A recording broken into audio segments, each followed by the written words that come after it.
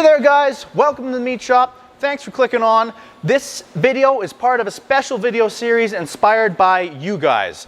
I've been asked before for a recipe or sausage book, which I don't have, so I thought I would share my favorite book with you, which is Home Production of Quality Meats and Sausage by Stanley and Adam Marianski.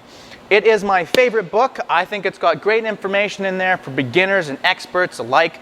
And to celebrate my favorite book, I reached out to Stanley Marianski and he gave me permission to do Marianski March. So we're going to do a recipe out of this book every day of March. And all the recipes and all the processes are right out of the book, which will be in the link below. That is, a link to the book will be in the description down below. So without any further ado, let's get into Marianski March. Hey there guys, welcome to another episode of Marianski March. I'm real excited to do this one. This is out of the fermented sausages chapter of Adam and Stanley Marianski's book, Home Production of Quality Meats and Sausage. It's Landjaeger. Super popular around here. I don't know if that's just because we have a bit of a European influence around here, but really popular, so I'm really looking forward to making it. It'll be my first time making Landjaeger ever. So, Landjaeger, right out of the book, page 417 if you're following along. Landjaeger is a German sausage similar to Austrian Kantwurst, as both sausages are flattened during fermentation, which gives them the rectangular shape. That's the description on the Landjaeger. I've got everything prepped. I got the meat in the freezer. We're going to grind it up here today. We're going to add the bacteria culture as it describes in the book, as well as all the spices, and take it through the fermentation and drying steps, and hopefully we come out with little square delicious Landjaegers. So I'm going to grab the meat. Okay guys, so I've pre-portioned out the meat here. I popped it in the freezer about 45 minutes ago. So it's pretty good and frosty, which is going to help us run it through our little 3/4 horse grinder.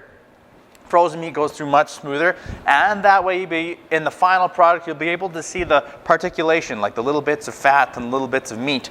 So we got some pork butt in here, 70/30 on this side, and some lean beef over on this side, and we're going to run the pork through a little coarser plate, a 5mm plate, 3/16, and then we're going to run the beef through a 1/8 plate, but I'll give you a little close-up on the meat. There we go guys, just a little close-up of the meat for you. Just some nice lean beef, and so this is pork butt here, or pork shoulder, cubed up ahead of time so it would run through my grinder nice and easily. So I'm going to run it through on a little bit of a coarser plate first, and then finish it at what the book says. All right, here we go guys. Just going to run through the first grind real quick, making sure everything's good and tight so we don't get any smearing.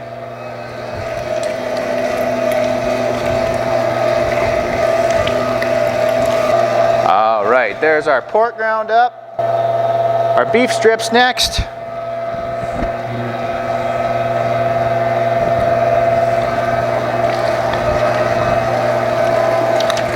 them separate. Okay, that's our first grind. Now I'm going to take it through to their final grinds. So here's the difference guys. The pork is going to be finished on this one here that's moving. It's going to be 5mm. I think this is 4.5mm. I'm going to finish the beef on the 3mm plate here. So the beef's going to be fine. Pork's going to be a little bit coarser. New plate's on. Pork's going for its final grind. Still nice and cold. Now I find just to trickle feed it in there, not get in a big rush, then you don't gum up your grinder. That's looking like some beautiful meat though. Man, I'm so excited for this Landjaeger. All right, last little bit of pork going in there. All right, time to spin it around. And let's just get you a little close up. There's that final ground pork. Yum. Plates on, beef time. Through the little itty bitty plate, our lean beef. All right, here's the last little push of the beef.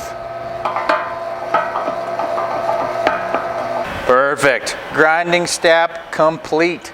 Move on to our next step in the process here shortly. lean, fine ground beef, 70-30 pork shoulder, about to get mixed together with the spices and our culture. Okay guys, the grinding step's done. Next we're gonna mix up all the spices into our little mini meat block here, which I pre-measured out, except for the culture. I'm gonna add that to a little bit of room temperature water and allow it to begin activating, and then add it to our little meat block here and stuff them. Okay, I got a little bit of culture here and a little bit of room temperature water. Just add that in there. You don't want to be adding too much water. Usually I add 10%, but in these type of sausages, we're going to shoot to dry them out. So I'm just going to stir that guy around, let him get activated a bit. Stir him with my finger, I guess. Let him sit there for a minute or two, and then we'll add him right after we add our spices. Okay guys, while that cure kind of wakes up, I'm going to toss my beef and pork together here. I don't want to mix it too much and smear the fat and stuff. Then go the spices. And an important part of these ones, guys, I'm going to be using cure number 2. So that's a mix of sodium nitrate and nitrite, which I've carefully measured out because in these sausages, there's no cook step. So we have to do something to inhibit bacteria growth or kill bacteria and potential pathogens and whatnot. So we use cure number 2, which slowly kind of releases into the meat, versus cure number 1 quickly releases into the meat. All right, that's all carefully weighed out. The salt's important. You want to make sure you got a good gram scale if you're following along with this recipe. All right, there it all is, guys. Toss it into my meat. I cannot wait for my first ever Landjaegers. Now, I'm not as worried about getting protein extraction like I do in my other sausages here, guys, because these are going to sit, it's all going to sit together for quite a while. And that's just going to naturally happen. Just get those spices mixed around a little bit. Then we'll grab our little bit of bacteria. It's been sitting for a couple minutes here now, guys. Make sure I get it all in there. Now basically that bacteria is going to react with some of the dextrose and stuff that is in this sausage, and it's going to react with the protein, and it's going to start to grow really fast, and that's going to prevent other negative spoilage bacteria from being able to grow. I think those spoilage bacteria are called pseudomonads. I'm not 100% on that anymore. Anyways, got that mixed up, guys. Kind of loosely, roughly. I'm going to get it into the sausage stuffer, and we're going to try to get those little square blocks. Okay guys, so I'm using a little bit smaller size diameter than what the book calls for. I'm using some 29-32 millimeter hog casings. I'll just pull a strand out now, flushing the water through. Feed it on to our horn. So I got that on the horn. I have a little bit hanging over the edge, and the stuffing technique is going to be a little bit different for these. Normally you want to be able to pinch about 3/4 of an inch the way through, but these ones have to be kind of loosely stuffed, and you want to leave about a 4-inch tail. Leave a 4-inch tail and actually fairly loosely stuff them in for about 8 inches. Is that 8 inches? That's a bit long. And then pull 4 or so inches off again. Mine are going to be a little bit longer, I guess. Look about the same length. Pull 4 inches off and cut. So you have a bit of a loose end. This should be 8 inches. I did about a foot. And then another 4-inch stretch, which connects the two, loosely stuffed again to 8 inches. That's important. I'll show you why in a minute. Loosely stuff, pull some off, loosely stuff. Okay, so once you guys get it done, you should have multiple things of sausage that look like this. All right, now guys, to get that square look, they do usually have I've seen it made before in person. Scoot a little over here. See how easily that moves over there?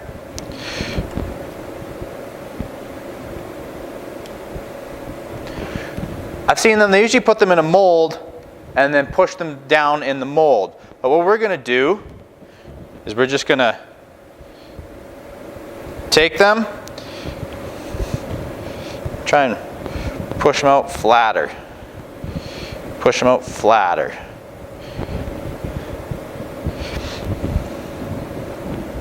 I see why the mold is important now. Okay.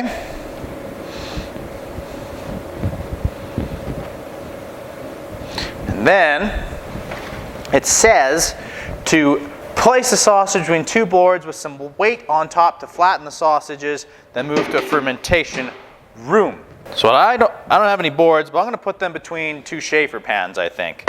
That should kind of squish them down. They're going to be a bit long. So again, I think you probably could get away with just squishing them with the board. I'm going to flatten mine out a little bit and pop it in my Schaefer pan, like so. Then I'm going to place the second Schaefer pan on top. Okay guys, so that's I just got them laid in the bottom of this Schaefer pan. And I'm going to take this second Schaefer pan and press down a bit there, and that should flatten them out. Now I'm going to pop them into my fermentation cooler at 20 degrees Celsius, 68 degrees Fahrenheit for 72 hours with 90 to 95% humidity. I'm thinking those guys are pretty wet in there. There's not much humidity going to escape out, so I'm not too worried, but I got the humidifier going in there anyway. So let's pop them in there now and do that. All right, here's the fermentation chamber from the sausage maker. It's really handy, but basically you need to have something that can control the temperature and a little humidifier, something to control the humidity. You want lots of humidity for lots of bacteria growth because we added that bacteria to these sausages for the first couple steps. So this guy's been preheated. Pop them in there. Give you guys a little look at the cabinet. So there it is. So I got a couple layers of sausage here and a couple layers of sausage in the next Schaefer pan, and there we go. I had a little bit of humidity out here, but the cabinet is rolling, so we'll check on them in 72 hours. Okay guys, so 72 hours has gone by. Our Landjaegers are ready to get pulled out of here. The next step in this process is we're going to take these guys out of the pan. The pan should have squish them flat. We're going to wipe them off and cold smoke them for a few hours, then hang them up to finish drying. Here's a couple other little projects we got on the go. But here we go. Okay, so we just wrapped up cleanup. I'm going to open these up and let you guys have a look, wipe them down, and then throw them in my little cold smoker, which I set up outside. I squished these down pretty good. All right.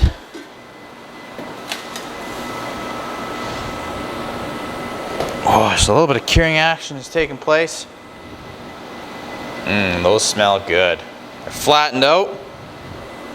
So what I'm going to do next, guys, there's the other pan. Smelling fermented.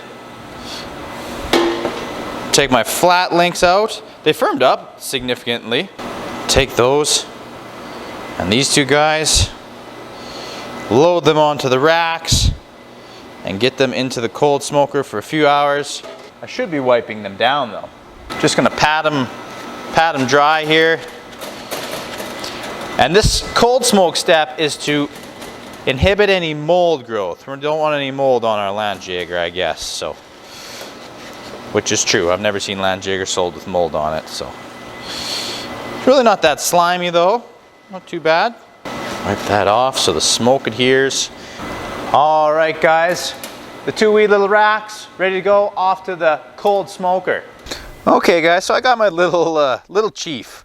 I haven't used this since I was a kid. My dad was excited to see it getting pulled out.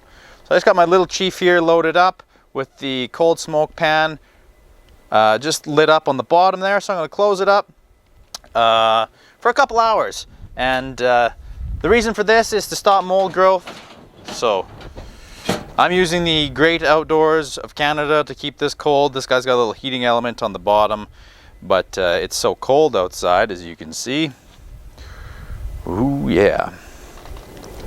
That it's not going to get above 20 degrees, but I got a little thermometer in there just in case. But yeah, I'll come give you an update in a couple hours, guys, and see how things are smoking. All right, time's up here in the Big Chief Electric Smokehouse. Pop them off, and there they go. So that's about 3 hours of smoke, cold smoke on them, guys. Yeah, so that should prevent our mold growth, I guess. So I'll take a weight on them here, guys, and then pop them up into the environmental chamber there to dry, 80% humidity till we get 30% weight loss.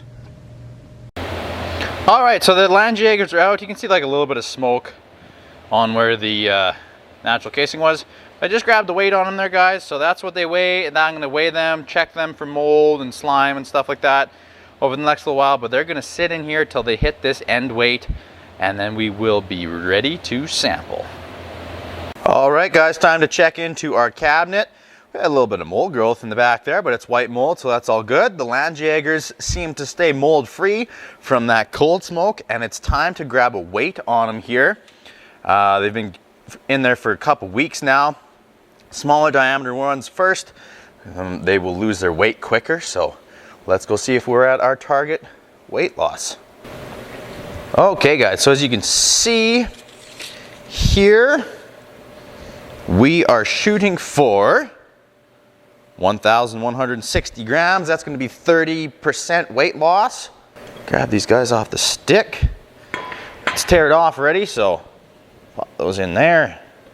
And we're at 1,020. So I dried them out a little extra than they even needed. So that means these guys have had enough weight loss that we can dive into our Landjaegers, which is very exciting for me. I love Landjaegers, and super popular around here. I've never made them before, so I'm pretty excited about this. Couple things I'm gonna check for, before we eat them. The outside looks good. There's no bad mold signs or anything like that. So that's good. They feel firm, not, one thing you got to watch for is case hardening. So the outside will be hard, it'll be squishy in the middle, but these feel okay. Okay, guys, let's cut into the inside of this here. It should be, oh yeah, that's a nice color. There we go, guys, look at that. That's a nice looking color on there. It's not gray and the cure had faded away. It's not green. So that means we've got a nice cure all the way through. And yeah, it feels nice and firm. So I'm thinking we should be good to go here. Have a smell. Oh man, it smells so good. I'm excited. All right. Hope you guys get a chance to make this and try this. Oh man. I'm so happy with that Landjaeger. I'm relatively new to the fermented sausage side. I know I've done a couple batches. I've never made Landjaeger before. I'm so happy. That's so good. Wow. Thank you, Stan and Adam Marianski, for putting that recipe in there. That is great. That was relatively easy to make too, guys. Oh, it's so tangy and so good. I'm happy that I'd say we nailed this the first try. So that is yummy.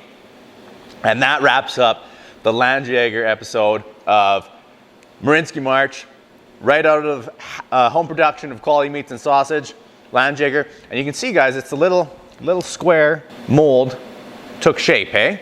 Got nice little square flat pieces here. It's not round. One side's bigger than the other. Little flat pieces. So if you were to cut off the end, it's kind of what a little Landjaeger looks like in the store. So we nailed her. I'm happy about it. Thanks for watching, guys. If you enjoyed it, give it a thumbs up and subscribe. And we're going to do an episode every day in March for Marianski March, right out of home production of quality meats and sausage. I'm real happy about this.